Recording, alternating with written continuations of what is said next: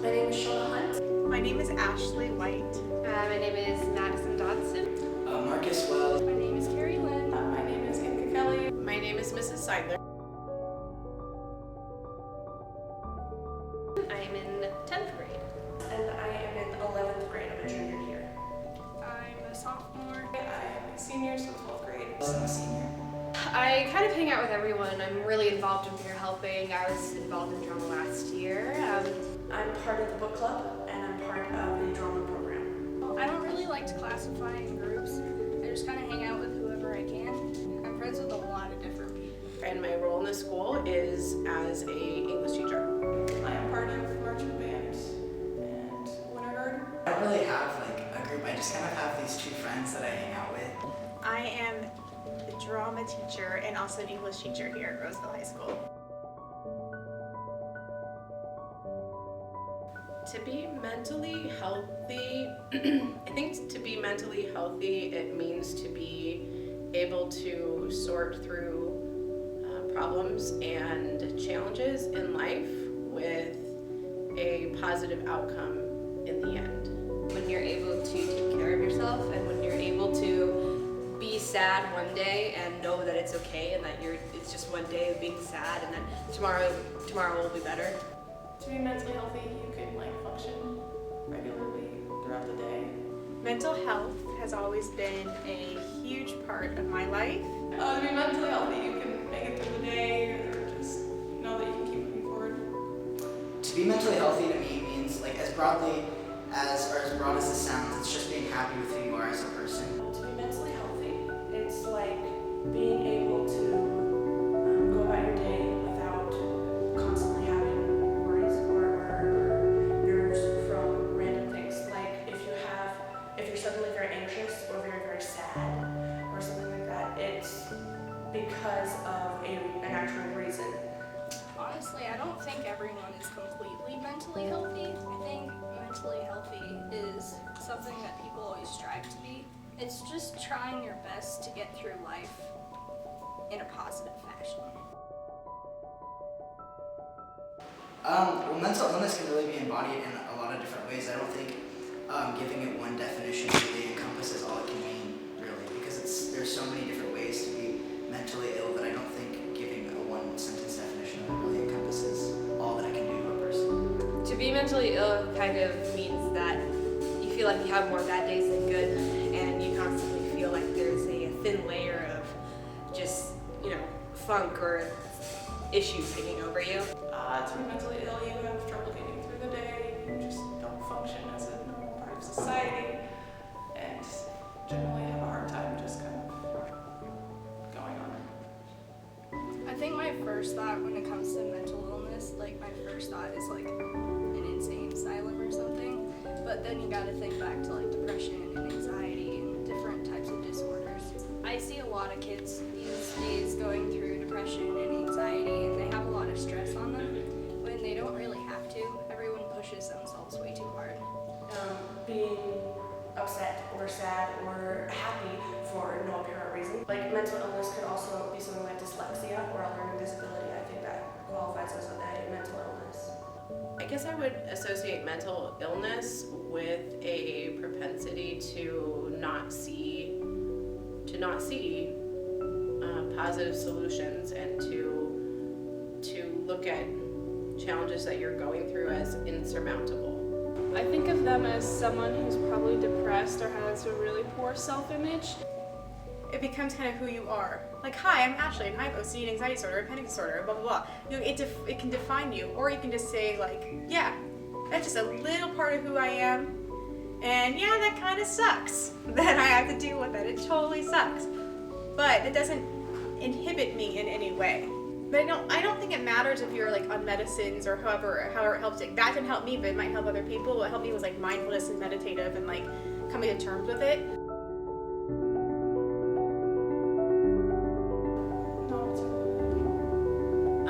I do. I have a uncle who has a mental illness. Yes. Both my parents have been diagnosed with ADHD, and I have a few obsessive compulsive tics to myself. My brother, he has been diagnosed with bipolar and depression. A bunch of my family members deal with alcohol addiction, and I went through depression and I had anxiety. Yeah, I mean, a lot of my family is like both of my brothers have had it. My brother was in the Navy. He came home with PTSD after that, and my one brother's been really depressed for a long time and struggles with really bad anxiety. My mom was really depressed for a long time, so it's kind of something that I've lived around for my entire life. My mom and I both have pretty severe anxiety. It would kind of depend on what you meant by mentally ill, but and my dad suffers with it a lot.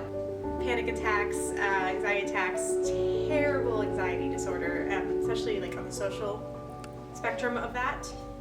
And OCD as well, which I was born basically, but it wasn't until I was in high school that like I was actually officially diagnosed.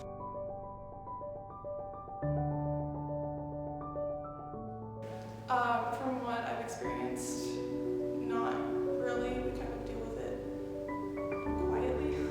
I would definitely say there is, and it's definitely not positive. I think it's something nobody should be afraid to be diagnosed with, because there's no such thing as perfect. Yeah, definitely with younger people. I feel like with older people it's more generally accepted because they see it as kind of like a medically diagnosed thing. But for a lot of students it's like, oh, it's just a trend, it's just a fad, you're just trying to fit in with like a certain kind of group. So there's definitely a stigma around it being something that you just do rather than you actually feel. I think sometimes people, when they don't understand, others show less patience.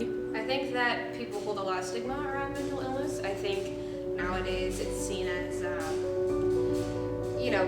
there's all these kind of friendly pick-me-ups and all this, how to be mentally healthy and how to get over anxiety and how to be happy. And in reality, it's like, it's not about that. There's nothing that any internet survey or, there's no link that you can click to be happy. It takes a lot within yourself, and I think that's something that people that don't suffer from mental illness don't understand. I feel like there are different types of people in that some people see mental illness as kind of something to be romanticized. Like, I have a mental illness, so pity me or that kind of thing. But I also feel like there are people out there who are struggling with mental illness who aren't taken seriously because of all those people who take advantage of it. We need mental illness to become normalized. It shouldn't just be some sort of taboo subject that nobody talks about. I think to some regard there's a stigma anywhere in regards to mental illness. I don't think that's helpful to society. I think that there's a stigma toward it totally, but we need to recognize that everyone has their own kind of mental and emotional struggles, and just because you have it as a defined thing doesn't make you any lesser of a person,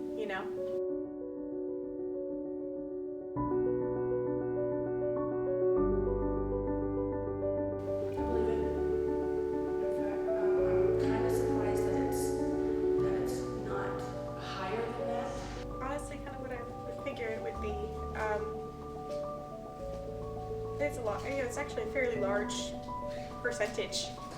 Honestly, I'm not really surprised by it because of like what I've lived around. Like that seems like almost like an underestimate of what I think it would be. I did not know that, but since I've worked with many adolescents in the past 19 years, it's not something that surprises me. I think that it's definitely something we should be aware of and try to combat. That makes me really sad. I didn't realize it was that high up. It's really upsetting. I did not know that. I would expect suicide to be way lower than that, so that's pretty startling. I don't know, you don't really think about that. You think more about like diseases and things. Like mental illness is a disease, but you think more of like, I don't know. Well, I did not know that, but I do have former students who are not with us anymore, and so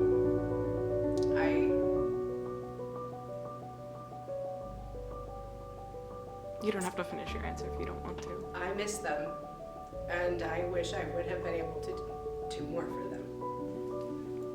I had a friend who killed themselves when I was in high school. His name was Nick.